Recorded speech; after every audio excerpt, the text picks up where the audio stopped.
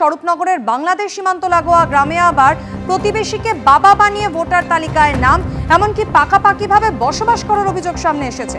সমীরণ পাল আমাদের প্রতিনিধি সরাসরি আমাদের সঙ্গে রয়েছেন। সমীরণ, প্রথমত কি অভিযোগ এবং দ্বিতীয়ত এই যে বাংলাদেশি নাগরিকরা তারা কত বছর ধরে এভাবে বসবাস করছেন ভুয়ো ভোটার তালিকা নিয়ে? দেখো, যেটা আমরা পাচ্ছি, যেটা বিজেপির যেটা অভিযোগ, যে একেবারে ভারত বাংলাদেশ সীমান্তবর্তী স্বরূপনগর ব্লকের বিঠারি হাকিমপুর গ্রাম পঞ্চায়েত। তুমি জানো যে গত কয়েক দিন ধরে ভারত বাংলাদেশ সীমান্তবর্তী হাকিমপুর চেকপোস্ট দিয়ে প্রতিদিন শয়ে শয়ে বাংলাদেশি অনুপ্রবেশকারীরা বাংলাদেশে চলে যাচ্ছিল। ঠিক সেই পঞ্চায়েত এলাকাতে একজন বাংলাদেশি নাগরিক, যিনি 2017 সালে তিনি পাসপোর্ট নিয়ে এদেশে এসেছিলেন, বাংলাদেশের সাতক্ষীরার বাসিন্দা রেহেনা খাতুন, তার মেয়ে রোজিনা খাতুনকে নিয়ে তিনি বাংলাদেশ থেকে এদেশে এসেছিলেন। এদেশে এসে একেবারে স্বরূপনগরে ভারত বাংলাদেশ সীমান্তবর্তী বিঠারি হাকিমপুর গ্রাম পঞ্চায়েতের ডহরকান্দা গ্রামে বসবাস করছিলেন। এই ডহরকান্দা গ্রামের 86 নম্বর বুথে তিনি ভোটার তালিকায় নাম তুলে ফেলেছেন। কীভাবে নাম তুলেছেন? এখানকারই বাসিন্দা এক ব্যক্তি আলতাফ সর্দারকে তার পিতা দেখিয়ে তিনি ভোটার তালিকায় নাম তুলেছেন। শুধু নাম তোলেননি, একেবারে যে কীর্তি তিনি ঘটিয়েছেন। দ্বিতীয়ত এই মুহূর্তে তিনি তার কন্যাকে নিয়ে মুম্বাইতে থাকেন।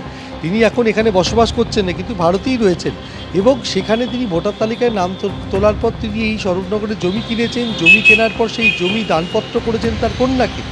এখানে ভোটার তালিকায় তার নাম রয়েছে, এবং শুধু তাই নয়, মুম্বাইতে থাকলেও তিনি, যেহেতু এসআইআর প্রক্রিয়া শুরু হয়ে গেছে, এসআইআরের ফর্মও পূরণ করেছেন, সেটা স্বীকারও করে নিয়েছেন দায়িত্বপ্রাপ্ত বিএলও যেটা জানিয়েছেন তিনি এখানকারই বাসিন্দা, এখানেই আলতাফ সর্দার তারই বাবা, মানে তিনি এই বিষয়ে জানিয়েছেন যে এটা সত্যতা রয়েছে। কিন্তু বিজেপির পক্ষ থেকে স্পষ্ট অভিযোগ করা হচ্ছে যে আলতাফ সর্দার তা এখানকার গ্রামের বাসিন্দা, বাংলাদেশ থেকে এসে রেহেনা খাতুন তাকে পিতা দেখিয়ে ভোটার তালিকায় নাম তুলেছে।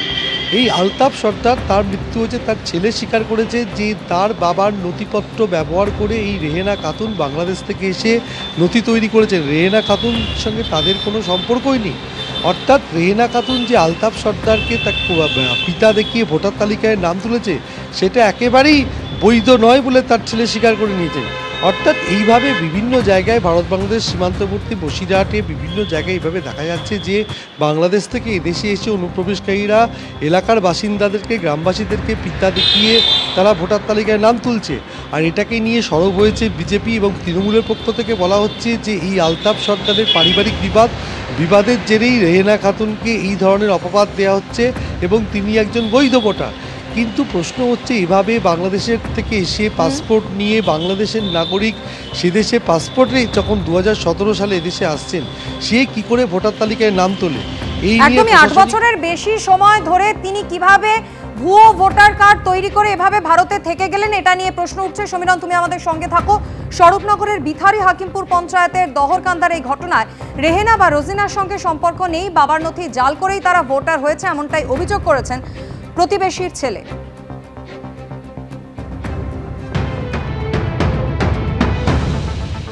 রেহেনা খাতুনকে আপনি চেনেন? না, আমি চিনি না।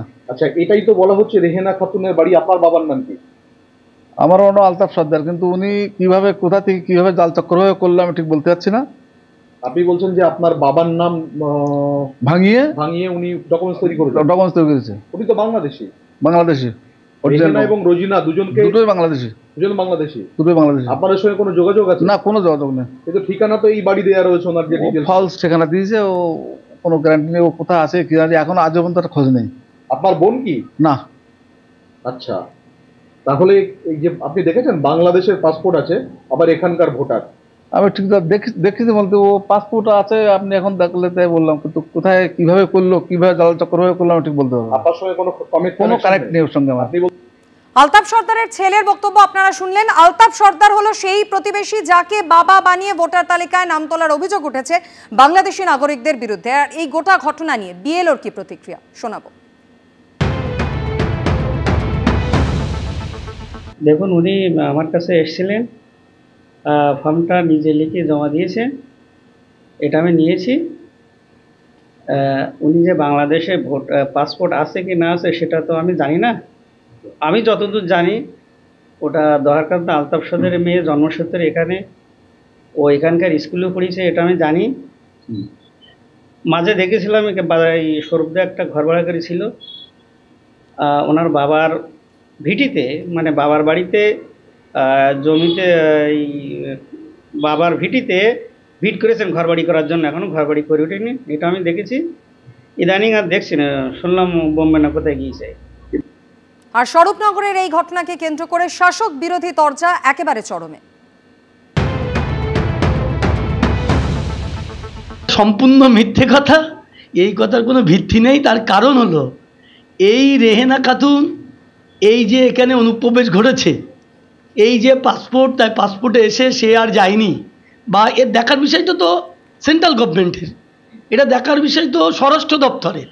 সে কিভাবে পাসপোর্টের মেয়াদ উত্তীর্ণ হওয়ার পরেও এখানে থাকলো, সেটা তো তৃণমূল সরকার দেখবে না, দেখার কথা হলো স্বরাষ্ট্র দপ্তরের, কারণ সে বৈধ পাসপোর্ট নিয়ে এদেশে প্রবেশ করেছে।